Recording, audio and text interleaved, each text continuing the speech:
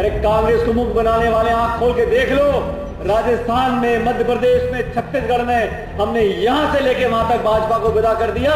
और पायलट के घर पे भीड़ जाना भी बंद हो गई, मच्छर मारते हैं अकेले घर पे। तो मैं भी पायलट साहब के साथ खड़ा हूं संकट की इस घड़ी में।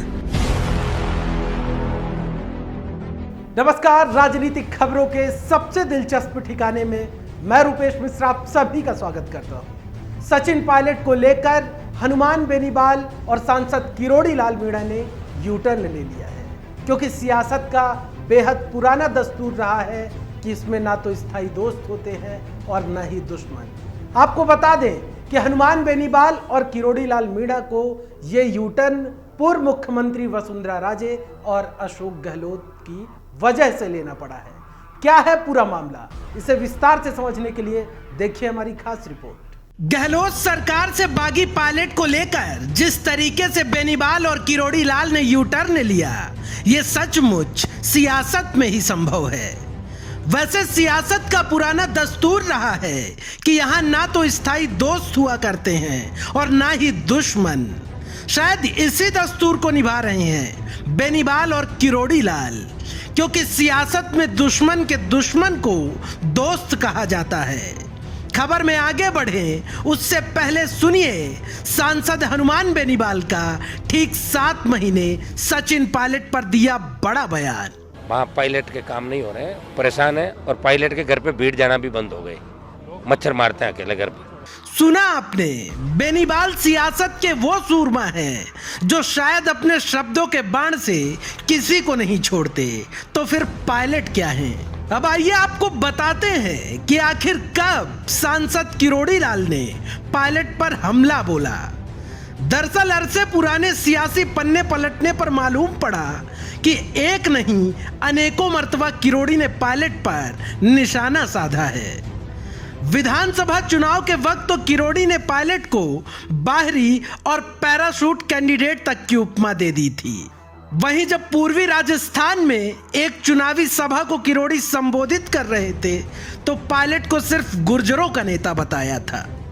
खैर ये वक्त का फेर है और वक्त से बलवान कुछ भी नहीं, लिहाजा पायलट बागी बने तो बेनीवाल और किरोड़ी लाल ने यू टर्न ले लिया और दोनों ही नेताओं का पायलट के प्रति अटूट प्रेम जाग पड़ा। बेनीवाल खुले तौर पर पायलट के समर्थन में उतर आए तो किरोड़ी ने तो खुद को पायलट का संकट मोचक ही बता डाला।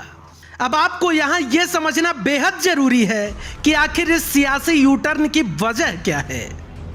दरअसल इसके पीछे की वजह यह है कि वसुंधरा और गहलोत से सांसद किरोड़ी लाल मीणा और हनुमान बेनीवाल का हमेशा से ही 36 का आंकड़ा रहा है। लिहाजा पायलट का गहलोत से बागी होना इन दो नेताओं के लिए किसी सोने में सुहागे से कम नहीं, क्योंकि बेनीवाल और किरोड़ी लाल बागी रास्ते के पुराने राहगीर रह चुके हैं। लिहाजा पायलट की बगावत को इनसे बेहतर कोई नहीं समझ सकता।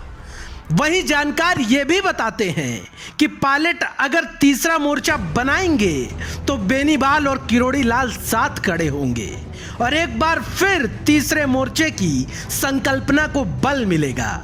लेकिन इस पूरे मामले पर रोचक बात यह है कि गहलोत मीडिया में स्पष्ट रूप से बोल चुके हैं, अगर आप तीसरा मोर्चा बनाएंगे, इस्तीफा देंगे तो कोई विधायक आपके साथ खड़ा तक नहीं होगा। जब हमारे विधायकों ने कहा हम भारतीय जनता पार्टी में जाएंगे तो कहा गया कि आप हम थर्ड फ्रंट बनाते हैं, आप इस्तीफा देंगे, आपके सामने कोई खड़ा नहीं होगा बीजेपी का, ये हमने वादा ले दिया। कुल मिलाकर राजस्थान की सियासत इन दिनों नंबर गेम पर टिकी हुई है। पायलट जहां नंबर गेम में अव्वल आना चाहते हैं तो गहलोत नंबर गेम में अव्वल होने का दावा कर रहे हैं। खैर इन सबके बीच राजस्थान की सियासत किस करवट बैठेगी ये अभी वक्त की गर्भ में छिपा है। Bureau report, the fact India. तो देखा आपने हमारी इस खास रिपोर्ट की मार्फत कि किस प्रकार से हनुमान बेनीवाल और सांसद किरोड़ी लाल मीणा पहले सचिन पायलट को वक्त वक्त पर चुनावी सभाओं में या व्यक्तिगत स्तर पे या सार्वजनिक मंचों पर घेरते रहते थे, लेकिन जब से उन्होंने बागी रुख अख्तियार किया है, तब से बेनीवाल और सांसद किरोड़ी लाल मीणा उनके साथ खड़े हो गए हैं।